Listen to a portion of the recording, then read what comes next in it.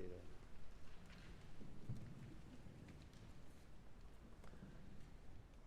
So consider where the people of the Exodus were.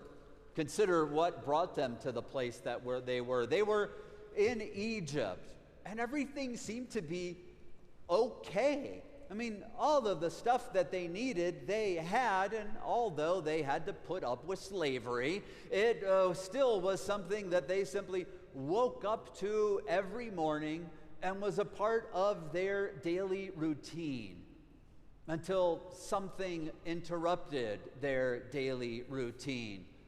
A plague seemed to appear among the people, and another. And before they knew it, people were dying all around them, and they had a way out. And so they left, and they chose to be in the wilderness as a way of coping with everything that was going on. And now in the wilderness, there they are, now complaining to Moses and to Aaron about the fact that things aren't as good in the wilderness as they had hoped. The lack of food was really starting to get on their nerves. And what they really wanted was just to go back to Egypt, go back to the way it was before. Can we just get back to normal? Is probably what they were saying to Moses and to Aaron. And then they gathered together. And as Moses and Aaron spoke to them, they had a chance to look back toward Egypt, but there was really nothing there. But when they looked out into the wilderness, out into the way that they were called to go, that's where the glory of the Lord appeared. It was on the way that God was showing them. That's where God's glory would be made known. And so then God somehow provided for them bread in the morning and quails at night. And finally they felt fed, cared for. Boy, I wonder what that was like. I can't imagine having that experience where life just seems to change on you and things become really different and you just wish you could get back to normal, but somehow you're called just to keep pressing on through a challenging time. Welcome to the wilderness once again.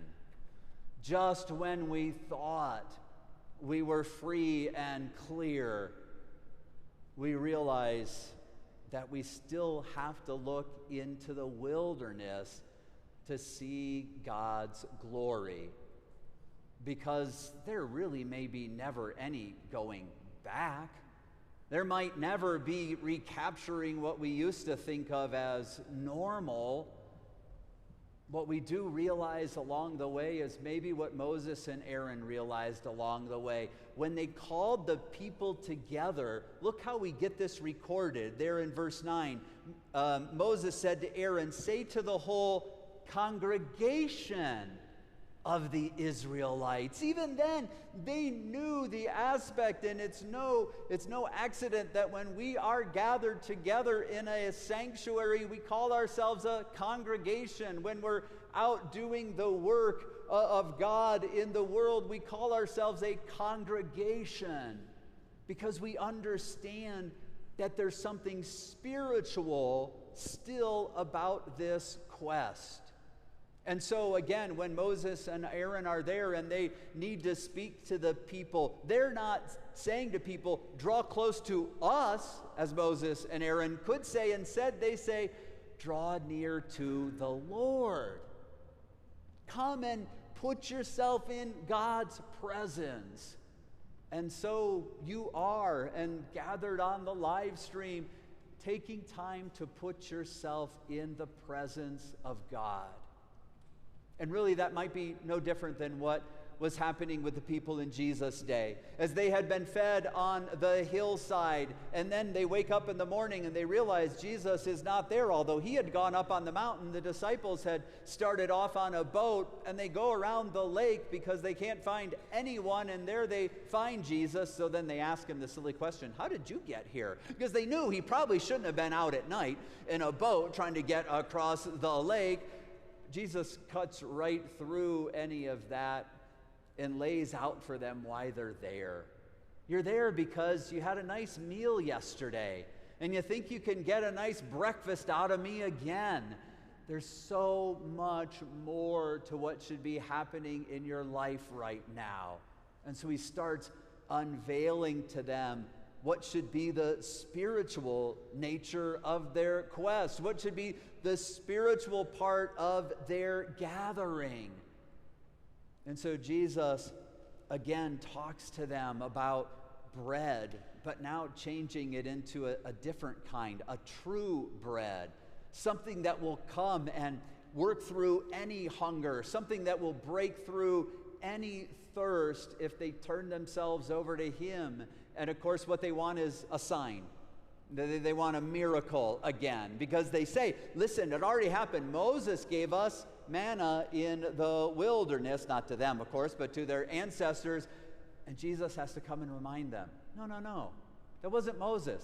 Moses never did that. Moses never wanted to take credit for that. Moses knew enough to turn that over to the power of God.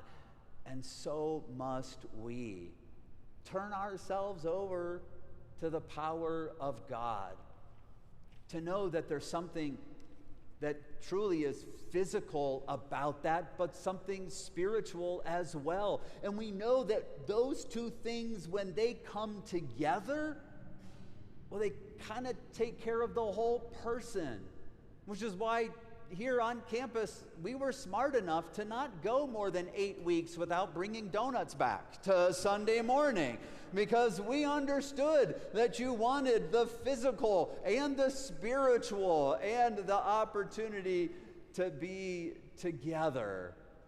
And so we are.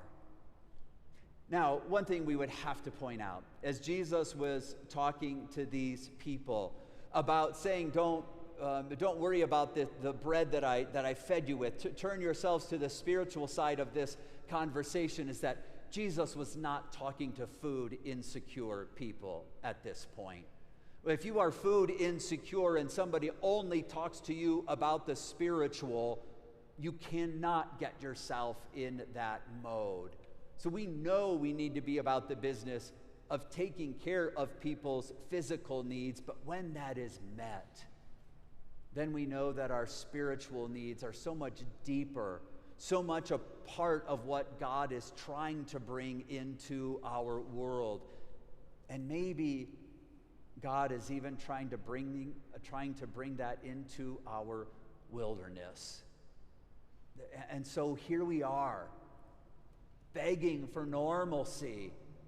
Here we are, sometimes complaining about what it has to be, even complaining about, are we actually going to have to wear masks in worship again instead of just invited to?